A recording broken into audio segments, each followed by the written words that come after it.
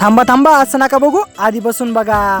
तर रामकृष्ण हरी मंडळी, मी तुमचा गावाकडचा ओम जगताप. तर सकाळी सकाळी काकीचं नाहीचं मस्तपैकी पुरणपोळी करायचं काम चालू होतं, कारण आज होती अक्षय तृतीया. तर गावाकडची पुरणपोळी नांबारस कसा असतो तुम्हाला दाखवतो मी. तर सगळ्यात पहिले मस्तपैकी काम आटपून घेऊया.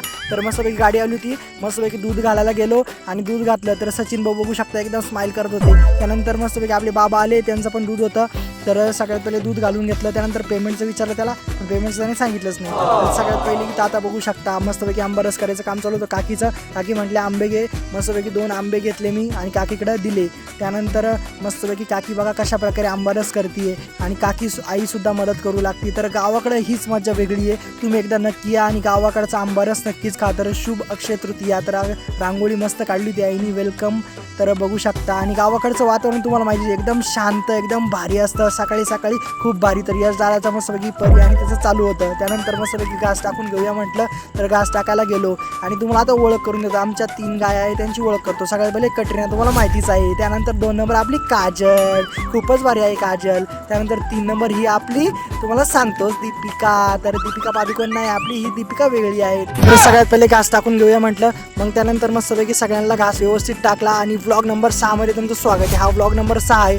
आपले फक्त 5च व्लॉग झालेले, सगळे बघून घ्या तुम्ही, कारण तुम्हाला व्लॉग नंबर 6 समजणार नाही. तर परीला मस्तपैकी घास टाकला. त्यानंतर मस्तपैकी भूक लागली. तर चला आता अक्षय तृतीयेचा आनंद घेऊया.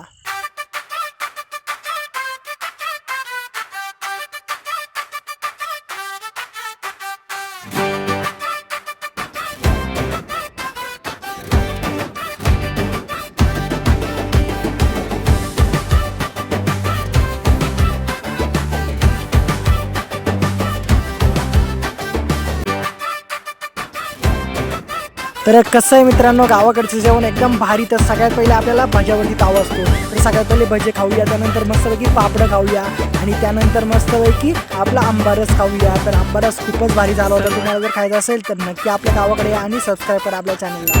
आणि त्यानंतर मस्तपैकी काय होतं उद्याच्या ब्लॉगमध्ये नक्की बघा, कारण यश दादा आणि मी मस्तपैकी बॅट घेतली आणि क्रिकेट खेळायला गेलेलो होतो. तर उद्याचा ब्लॉग नक्की बघा. एन्जॉय करतो, लाईक फॉलो सबस्क्राईब करून जा.